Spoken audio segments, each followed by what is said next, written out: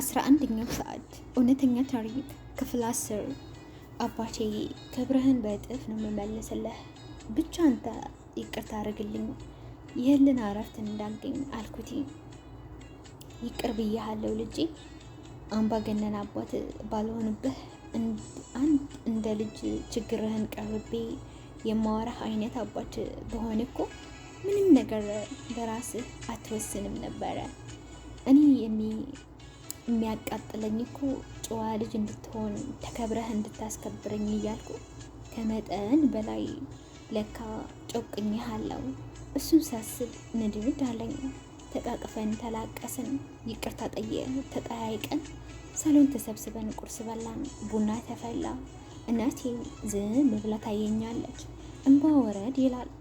ማይና እህቴ ልክ ረጅም ዓመት እንደሚታወቅ ሰው ነበር ንግግራቸው። ከቡና በኋላ ተጫውቶ መጣን ብለው ከቤት ወጡ። አቶ ሳሙኤልና አባቴ የራሳቸው ወሬ ይዞ እኔ እናቴ ትከሻ ላይ ደገፍ አልኩኝ። ትናንት ያልሰሙ አንዳንድ ሰዎች እንኳን ደስ አላችሁ ለማለት እየመጡ ይሄዳሉ። እነ ማሂ ምሳ ሰዓት አካባቢ በፌስታል ሙሉ እቃ ገዛዝተው ተመለሱ። ዛሬ ቤቱን በዓል ነው የምናስመስለው አሉን። እናቴ ነካ አደረገችኝና ሚስቴ ደግሞ እንዴት ደስ ምትል ልጅ ናት፣ የምመኝልህ አይነት ሴት ናት ፈጣሪ የሰጠህ አለችኝ እየተንሾካሾከች። ስቄ ዝም አልኳት። እናቴ ማሂ እህቴ ክችን ውስጥ መንደፋደፍ ሲጀምሩ እኔ ከአባቴ ጋር መውራት ጀመርኩኝ። እነሱም ብዙ ሳይቆዩ መጡና ከተማውን ላሳየው ብለው ከቤት ወጡ። ወደ ማታ አካባቢ ላይ እኔን የሚያክል በግ ይዘው መጡ። እናቴ ደስ አላት። ድግስ አስመሰላችሁት እኮ ብላ ወንዶቹ እሱን ያዘጋጁት፣ እኛ ሌላውን እንጨርሳለን አለችኝ። አይ ታደረገችኝና እንባዋ ጠረገች። እኔ ሳቂታ እናቴ እንዲሁ ቶሎ ሆድ የሚብሳት አይነት ሴት አልነበረችም። እናቴ አልቅሳ የምታውቅ ራሱ አይመስለኝም ነበረ። ቀን ሲጨልም እናቴ የምትወዳቸውን ጎረቤትና ተከራዮች ጠራቻቸውና ግቢ ውስጥ እሳት ተቀጣጠለ። ጥብስ እየጠበስን ጎረቤታችንን ሲመጡ የሚሰጡን ቢራ፣ ሌላ የሚጠጡ ነገር እየያዙ ይመጣሉ። ያው አነስተኛ ድግስ ነበር ማለት እችላለሁ። ጎበዝ፣ እንደዚህ ጥሩ ሚስት አግብተህ ጥሩ ደረጃ ላይ ደርሰህ ስትመጣ ቤተሰቦችህ እንዴት ደስ ይላሉ መሰለህ። ቢያንስ ወድቀህ አልወደቅም ሲሉኝም ነበረ። ጎረቤቶቻችን እስከ ሌሊት ድረስ ሲጨፍሩ ሲጠጡ ቆዩና እኔም ደክሞኝ ስለነበረ ገብቼ ተኛው።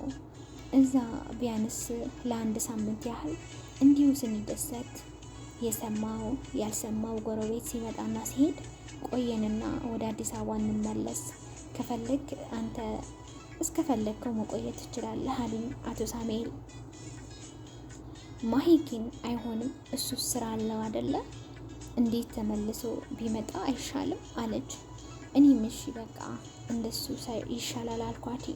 እናቴ ድጋሜ ከአይኔ አትርቅም፣ ሙቼ ይገኛለሁ፣ ካልሆነ አብሬ ይሄዳለሁ አለች። አባቴ መሄዴን አልወደደውም ነበረ።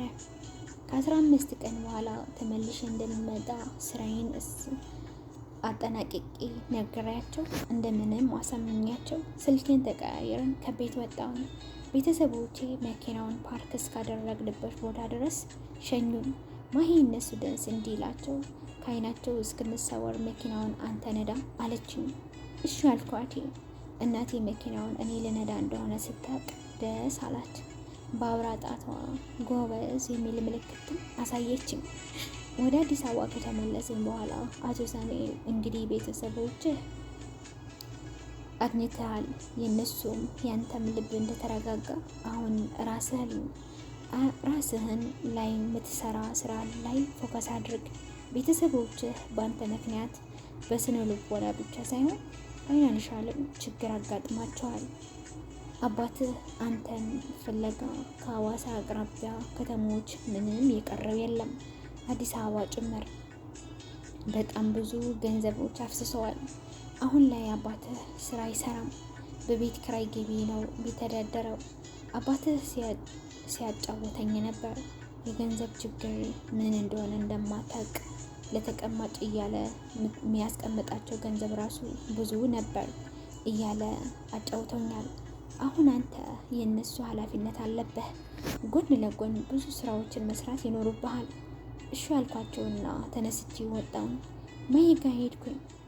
የእሷ ሱቅ ቁጭ ብለን ምን መስራት እንደምችል እንድታማክረኝ ጠየቅኳት። እሷ ብቻዋን ሆና ብዙ ነገር ስታስብ እንደነበረ፣ ግን ለጊዜው መስራት የምትችለው ዲሊቨሪ ስራ አብረን እንድንሰራ እንዳሰበች ነገረችኝ። እሺ ግን እንዴት ነው የምሰራው ብዬ ጠየቅኳት። እኔ የማመጣቸው እቃ ኦንላይን አስተዋውቃለሁ። ሰዎቹ ደውሎ ሲያዙኝ አንተ ከዋናው ቦታ ባመጣኸው ዋጋ ታረክብልኛለህ። ላዘዙኝ ሰዎች አትረፈህ ትሸጥልኛለህ። ቢያንስ ከአንድ እቃ ከ200 እስከ 500 ብር ታገኛለህ አለችኝ። እሺ አልኳትና ተስማማን።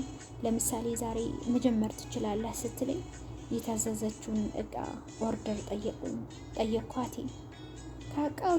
ከእቃዎቹ ጀርባ ያዘዙኝ ሰዎች ስልካቸው፣ አድራሻቸው ጽፋ ሰጠችኝ። መጀመሪያ የሄድኩባትን ሴትዮ አንድ ቻፕስቲክ ነበር ያዘዘችኝ። ማሂ 400 ብር ነው የተረከበችው፣ አንተ ግን 700 ብር ነው የምትሸጠው ብላኝ ነበረ። ለአንድ ቻፕስቲክ የሄድኩበትን መንገድ ሳስበው ሀብታም ምንም ቀልብ አለው አስብሎኛል። 700 ብር ከሰጠችኝ በኋላ ቲብ 150 ብር ጨምራልኛለች። ለምሳሌ ስመለስ እግረ መንገዴን አንድ ሽቶ አደረስኩኝና ከሽቶው ላይም 500 አገኘው። እሷም እንደዚህ 100 ብር ቲብ ሰጠኝ። ሁሌ አይገኝም እንጂ ዲሊቨሪ ስራ ቆንጆ ሆኖ አገኘሁት። አሪፍ ትዕዛዝ ካለ እስከ 3000 ብር ድረስ በቀን አገኛለሁ። ጎን ለጎን ደግሞ ከማሂ አባት ጋር አንዳንድ ስራዎችን አግዛቸዋለሁ። ያቺ ለኪስህ ትሆንህ ብለው ይሰጡኛል። ከማሂ 10,000 ብር ተበደርኩኝና ያለችኝን አጠራቅሜ ቃል በገባሁት መሰረት ወደ ቤተሰቦቼ ጋር ሄድኩ። እናቴ ያው እንደለመደች በእንባ ተቀበለችኝ። አባቴ መጠጥ ቤት አምሽቶ ሰክሮ እየለፈለፈ በእኩለ ሌሊት ገባ። ሳየው አላስችልህ አለኝ።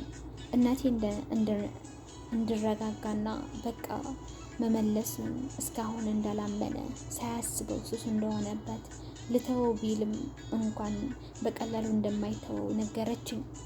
የዛኔ የራሴን ውሳኔ መወሰን እንዳለብኝ፣ አባቴ ከከተትኩት መዘዝ መውጣት እንዳለብኝ ወሰንኩ።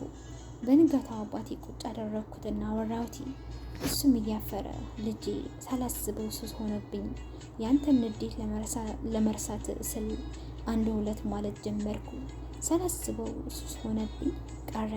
እሺ ምን ላድርግ ልጄ? ወድጄ አይደለም እኮ አለኝ። አፌ ላይ ሁሌ እንዴት እንደመጣልኝ አላውቅም፣ ግን በቃ ከነገ ወደ አዲስ አበባ እንሄዳለን አልኩት። ደነገጠ። ልጄ የምርህን ነው? እኔ ከዚህ ሰፈር ሰው አይንም መራቅ ብቻ ነው የምፈልገው። ከአይናቸው መጥፋት ወደ ቀድሞ ኩርነቴና ክብሬ መመለስ ነው የምፈልገው ልጄ። ከዚህ አካባቢ ብቻ ልራቅ እንጂ ምንም ቢሆን እየሰራን አብረን እንኖራለን አለኝ። አይኔን እያየ እሺ አባቴ ቃል ግባልኝ፣ በድጋሚ መጠጥ የደረሰበትን ላትደርስ አልኩት። በእናቴ ስም ምሎ አባቴ ደግሞ በሷ ስም ከማለ ህይወትህን ስጥ ቢሉት ራሱ ይሰጣል። ይዤው የሄድኩትን ብር ለእናቴና ለእህቴ ሰጥቼ ከአባቴ ጋር በባዶ እጄ የነ አቶ ሳሙኤል ቤት ብቻ ተስፋ አድርጌ መጣሁ። አቶ ሳሙኤል አባቴን ሲያዩት ከጠበቅኩት በላይ ደስ አላቸው። እንዴት ይገርማል! በስተርጅና የልብ ወዳጅ ላገኘ ነው መሰለኝ ብለው አቀፉትና ወደ ቤት አስገቡን። ወዲያው እንደተመለስኩ አባቴን ከአቶ ሳሙኤል ጋር ትቼው ወደ ማሂ ጋር ሄድኩኝ። ትንሽም ናፍቃኝ ነበር መሰል። 11ኛው ሰዓት ክፍል 10 ይህንን ይመስል ነበረ። እንደወደዳችሁ ተስፋ አደርጋለሁ። አይሆፕ በሚመጣው ሳምንት ክፍል 11 ይዤላችሁ እመጣለሁ። እስከዛ ቸር ሰንብቱ። ሰላም ለሰው ዘር፣ ሰላም ለሀገራችን።